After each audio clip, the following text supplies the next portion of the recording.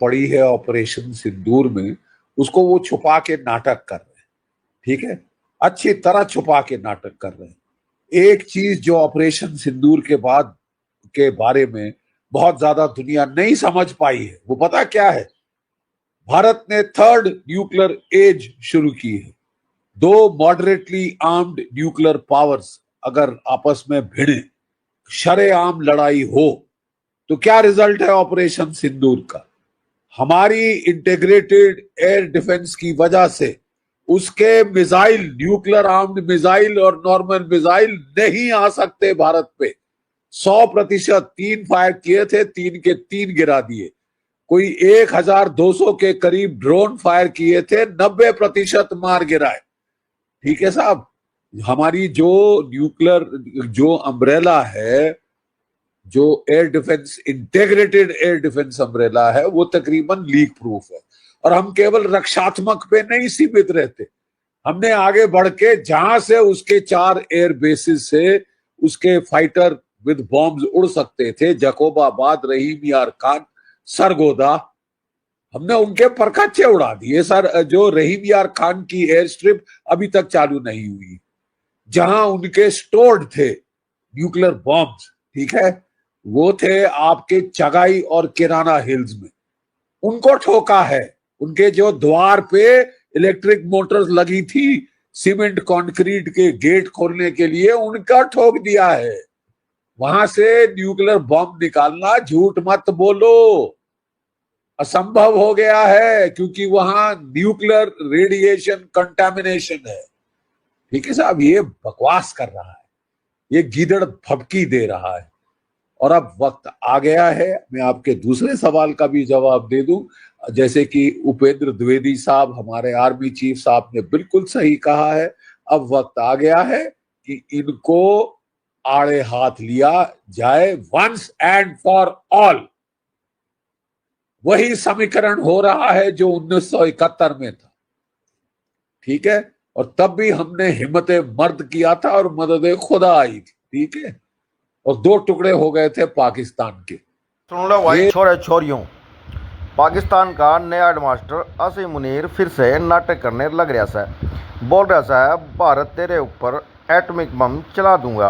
अरे भाई तू बम चला देगा, तेरे यहाँ तो पहले बत्ती चली जाती है, बम तो बिजली भी लगेगी।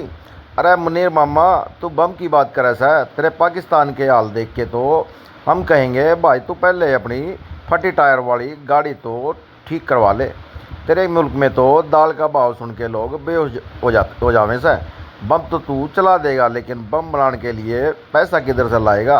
IMF से उधार? ये तो एक सर में दर्द है, एक माइग्रेन है इंटरनेशनल, इसको अब खत्म खलास करना होगा। ठीक है साहब, अब टाइम आ गया है कि जो हमारा लिमिटेड वॉर की तरफ आउटलुक है, उसमें केवल 2 रिस्ट्रिक्शन रह जानी चाहिए कि न्यूक्लियर वॉर, न्यूक्लियर वेपन, हम हथियार इस्तेमाल नहीं होने देंगे और हम पूरा लड़ेंगे, पुरजोर लड़ेंगे। लिमिटेड वॉर जो होगी will be limited only in time and non use of nuclear weapons.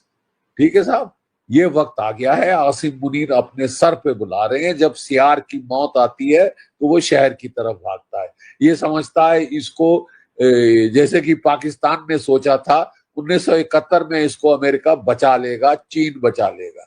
ना अमेरिका बचा पाया, ना चीन। ठीक है साहब, देखिए मेरे को एक चीज समझ नहीं आती, और ना ही मेरे ख्याल से सारी दुनिया को समझ आ रही है कि अमेरिका, डोनाल्ड ट्रंप अमेरिका को किस तरफ ले जा रहे हैं। आसिम मुनीर एक ऐसा इंसान है जो पाकिस्तान का है, अपने आप को फील्ड मार्शल बना के बैठा हुआ है, और जिस हिसाब से वो आगे, जो पहले आप ले लीजिए उसामा बिन लादेन के लिए जब अमेरिका ढूंढ रहा था तो ये कहते थे जी हमारे पास नहीं है, मिला वहीं से। इसके अलावा दुनिया के जितने प्रोस्क्राइब टेररिस्ट हैं वो सारे पाकिस्तान के अंदर हैं, और उनके साथ में डोनाल्ड ट्रंप जो है आसिम मुनीर के साथ एक बिस्तर में सोने के लिए तैयार है। इसका मतलब कुछ दाल में काला है। और वो काला दाल में ये है कि मेरे को तो लगता है दाल ही काली है, क्योंकि उसके अंदर ऐसा है कि हाल ही में आपने सुना डोनाल्ड ट्रंप का बेटा जो है वो एक क्रिप्टो का डील जो करके आया है पाकिस्तान के साथ, जिससे कि पाकिस्तान के जितने एसेट्स हैं वो सारे क्रिप्टो में तब्दील हो जाएंगे और वो सारे कंट्रोल किसके पास होगा? वो डोनाल्ड ट्रंप की कंपनी के पास होगा। उसके अलावा वो जो है बलूचिस्तान में वो देख रहे हैं कि शायद वहां से जो तेल है उसका जो रेयर एलिमेंट्स वगैरह जो हैं सारे वो वहां पे माइनिंग कर सके अमेरिका, क्योंकि चीन ने उनका बंद कर दिया है। तो ये जो सारी बातें हैं, इसीलिए वो आसिफ मुनीर को इतना वो मैं कहूंगा पैम्पर कर रहे हैं और इतनी कुछ सुन रहे हैं। आसिफ मुनीर का ये कहना एक डिनर पे जो सिट डाउन डिनर था जो डोनाल्ड ट्रंप के उधर ऑर्गेनाइज हुआ, और वहां पे ये कहना, ये मेरे को लगता है कि एक बहुत बड़ा थप्पड़ है, तमाचा है दुनिया की सारी ऑर्गेनाइजेशन के ऊपर, दुनिया के देशों के ऊपर और अमेरिका के ऊपर खास। अगर वो सोचते हैं कि ये हिंदुस्तान को डराने के लिए है तो उनकी भूल है। अभी हिंदुस्तान ने ऑपरेशन सिंदूर में दिखा दिया कि किस तरीके से हम बहुत कुछ कर सकते हैं और वो ऐसा करेंगे कि पाकिस्तान कुछ नहीं कर सकेगा, और वो दिखा दिया उन्होंने और वो सफल भी हो गए। तो इसीलिए ये जो चीजें हैं, ये गिदड़ धमकियां जो हैं और ये जो डोनाल्ड ट्रंप जिस तरीके से अमेरिका को किस तरफ ले जा रहे हैं, ये उनको सोचना पड़ेगा कि कहीं ये ना हो कि जो अमेरिका आज जो दुनिया देखता है कि अमेरिका सबसे बड़ी ताकत एक देश है, वो ताकतवर देश जो है। सुन ले भाई, भारत तो सीधा बोल रहा है, अगर तू बम चलाया तो हम तेरे नक्शे से नाम मिटा देंगे। हमारे पास चाय पिलाने के पहले दुश्मन को ठंडा करने वाले हथियार हैं। तेरे जैसे मुनीर तो हम रोज़ सब्जी मंडी में देखे से, आवाज़ बड़ी काम कुछ ना। तू धमकी देने आया है, तेरे घर में गैस सिलेंडर तक सरकारी सब्सिडी से आता से, और एटॉमिक बम तेरी फौज तो ड्रोन से डर के भाग जावे और तू भारत को डरावेगा। मुनीर मामा, तू बम की जगह गेहूं की बोरी मंगवा ले, तेरे मुल्क के लोग पेट भर के रोटी खा लेंगे। दुनिया भर में पाकिस्तान की हालत ऐसी है, कहीं जावे तो लोग कहें और देख, ये वो है जो कर्ज लेके भी बम बनाने का सपना देख रहा है, और इंडिया का नाम आते ही तेरे पसीने छूट जावे से, जैसे गर्मी में कुल्फी पिघल जावे। वो कहीं खत्म ना हो जाए आने वाले दिनों में। ये भारत की सेना, इस पर गर्व है, फख्र है हमें। जो तकनीक है जो हमारे पास है, पाकिस्तान एक्सपोज हो गया, उसका इरादा है आज ही दुनिया को समाप्त करने का। तो अब दुनिया को जाग जाना चाहिए। जो ऑपरेशन सिंदूर पे जिन्होंने भारत का साथ नहीं दिया, उन्हें भी जाग जाना चाहिए। हम में दम है, हम तो रोक लेंगे, भारत की सुरक्षा कर लेंगे। पर ये सीधी धमकी है ट्रंप साहब आपको, ये सीधी धमकी है रूस को। आज ही दुनिया ही खत्म करने का जिसने इरादा पाल रखा हो, क्या वो बैठ के भोजन करने लायक है? साथ में लंच कर रहे हैं आप उसके साथ, उसको एंटरटेन कर रहे हैं आप। ये एक खतरनाक बयान है। संयुक्त राष्ट्र सुरक्षा परिषद को इसका संज्ञान लेना चाहिए। देखो, उन्होंने तो ये बयान से कबूली दिया है कि भारत देश टेक्नोलॉजी में बहुत आगे है। अपने देश के लोगों को खुश करने के लिए इसी तरह की वो बातें कर रहे हैं। उनके देश में बहुत गरीबी चल रही है, बहुत अनबन चल रही है, और इससे लोगों का ध्यान हटाने के लिए इसी तरह की बातें करते हैं। उस पर ध्यान देने की जरूरत नहीं है। लेकिन आपको लगता है अमेरिका में जाके इस तरीके का स्टेटमेंट देना, उससे देखो, भारत देश को कोई भी धमकी नहीं दे सकता। किसी के धमकी के अंदर माननीय नरेंद्र जी मोदी काम नहीं कर सकते। वो खुद के बले बहुत उसकी हिम्मत के ऊपर काम कर रहे हैं, इसीलिए इसे ध्यान देने की कुछ जरूरत नहीं है। अभी मैंने कहा था कि जो देश खुद ही मतलब एक इरेस्पॉन्सिबल न्यूक्लियर पावर है, जिसके इतिहास में न्यूक्लियर प्रोलिफरेशन का एक रिकॉर्ड है, उनको ये कहना मतलब बिल्कुल असंभव है। मुनीर मामा, याद कर 1971, उस टाइम भी बड़े बड़े फौजी तेरे देश के बोल रहे थे, और हमने ढाका में तेरा आधा पाकिस्तान बिस्कुट की तरह काट के अलग कर दिया था। अब 2025 है, टेक्नोलॉजी, सेना, मिसाइल सब अपग्रेड्स हैं। तेरी एटॉमिक धमकी हमारे लिए बस पड़ोस के छोरे का पटाखा लग रहा है।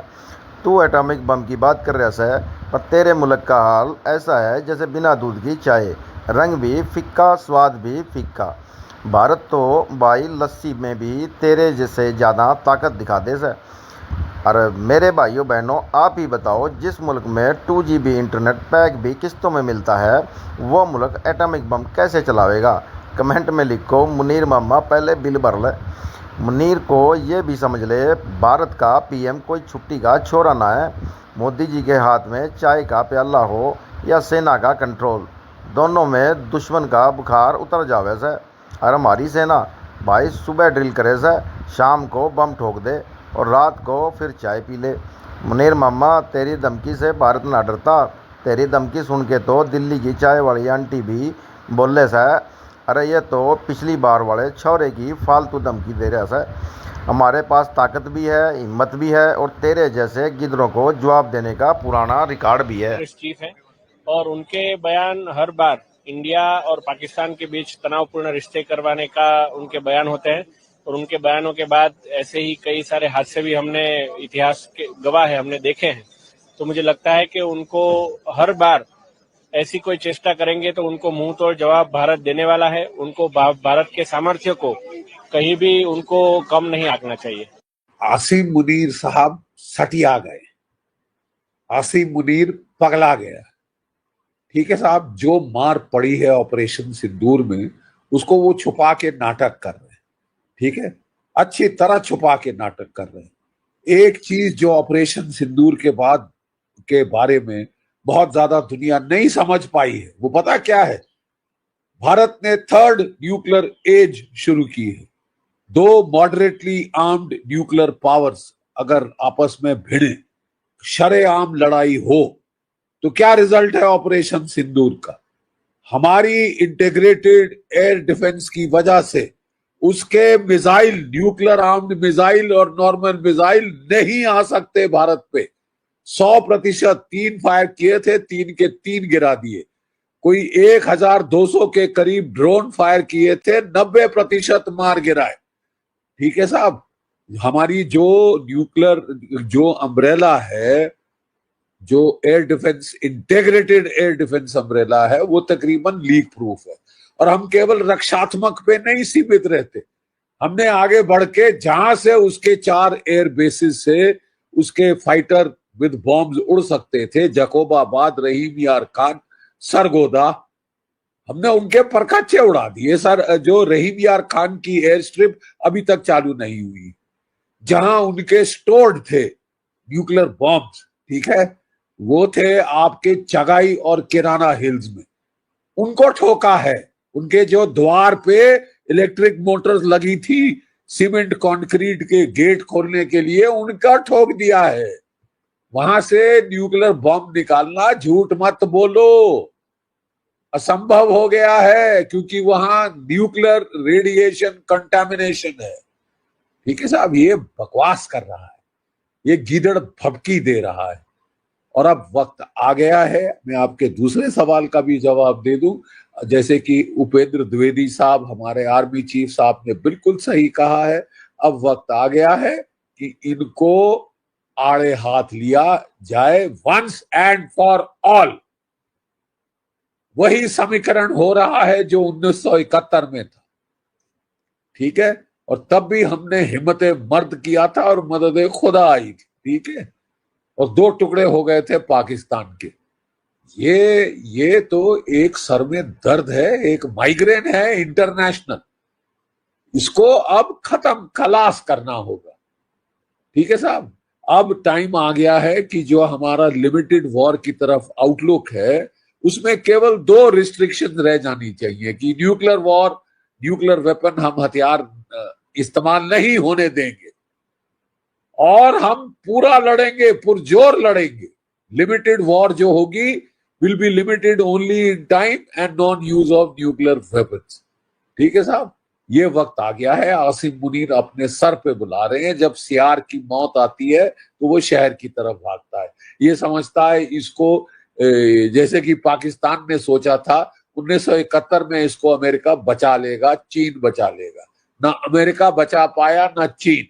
हाँ मेरे भाइयों, मेरे यारों, अगर वीडियो थमने पसंद आ गई हो तो वीडियो ने लाइक कर दो, चैनल ने सब्सक्राइब कर दो, ना तो थारे फ़ोन में भी फिर पाकिस्तान वाली हालत आ जाएगी। बैटरी 100% दिखेगी और वो चालू होते ही फिर वो 2% रह जाएगी।